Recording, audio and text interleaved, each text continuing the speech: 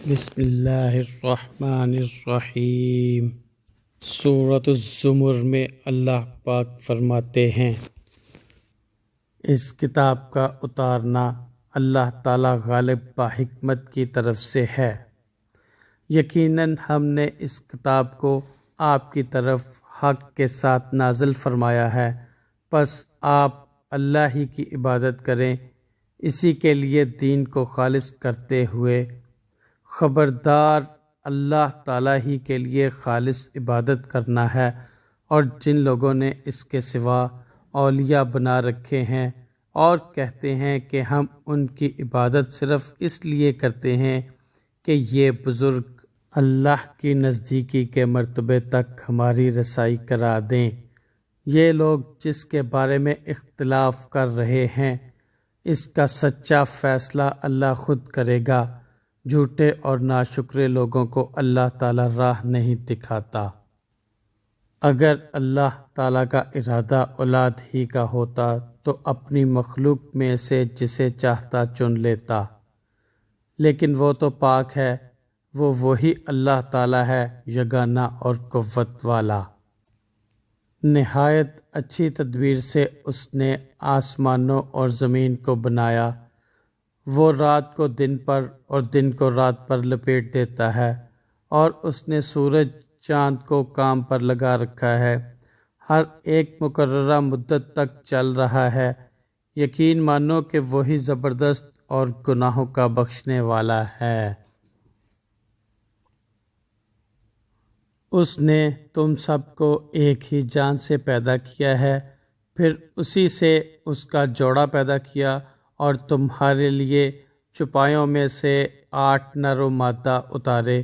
وہ تمہیں تمہاری ماؤں کے پیٹوں میں ایک بناوٹ کے بعد دوسری بناوٹ پر بناتا ہے، 3 اندھیروں میں۔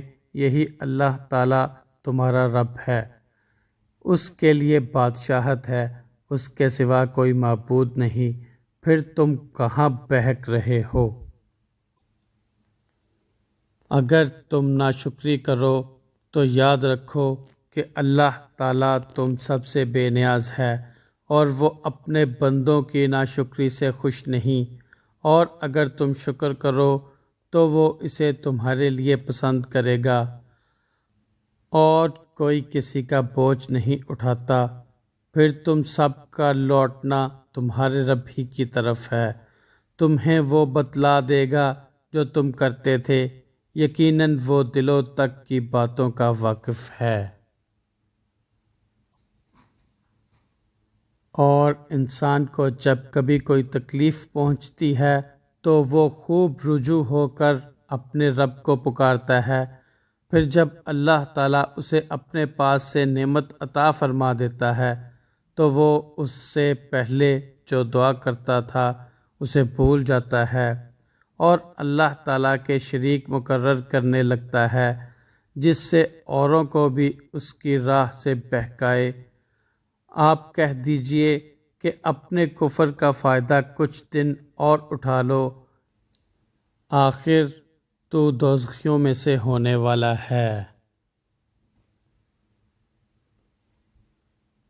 بھلا جو شخص راتوں کے اوقات سجدے اور قیام کی حالت میں عبادت میں گزارتا ہو، آخرت سے ڈرتا ہو اور اپنے رب کی رحمت کی امید رکھتا ہو، اور جو اس کے برعکس ہو، برابر ہو سکتے ہیں؟ بتاؤ تو علم والے اور بے علم کیا برابر ہیں؟ یقیناً نصیحت وہی حاصل کرتے ہیں جو عقل مند ہوں اپنے رب کی طرف سے۔ کہہ دو کہ اے ایمان والے بندو، اپنے رب سے ڈرتے رہو۔ جو اس دنیا میں نیکی کرتے ہیں ان کے لیے نیک بدلہ ہے، اور اللہ تعالیٰ کی زمین بہت کشادہ ہے، صبر کرنے والوں ہی کو ان کا پورا پورا بے شمار اجر دیا جاتا ہے۔ تم اس کے سوا جس کی چاہو عبادت کرتے رہو۔ کہہ دیجئے کہ حقیقی ضیاء کار وہ ہیں جو اپنے آپ کو اور اپنے اہل کو قیامت کے دن نقصان میں ڈال دیں گے۔ یاد رکھو کہ کھلم کھلا نقصان یہی ہے۔ انہیں نیچے اوپر سے آگ کے شعلے مثل سائبان کے ڈھانک رہے ہوں گے۔ یہی عذاب ہے جن سے اللہ تعالیٰ اپنے بندوں کو ڈرا رہا ہے۔ اے میرے بندو، پس مجھ سے ڈرتے رہو۔ اور جن لوگوں نے طاغوت کی عبادت سے پرہیز کیا اور ہمتاً اللہ تعالیٰ کی طرف متوجہ رہے، وہ خوشخبری کے مستحق ہیں۔ میرے بندوں کو خوشخبری سنا دیجئے۔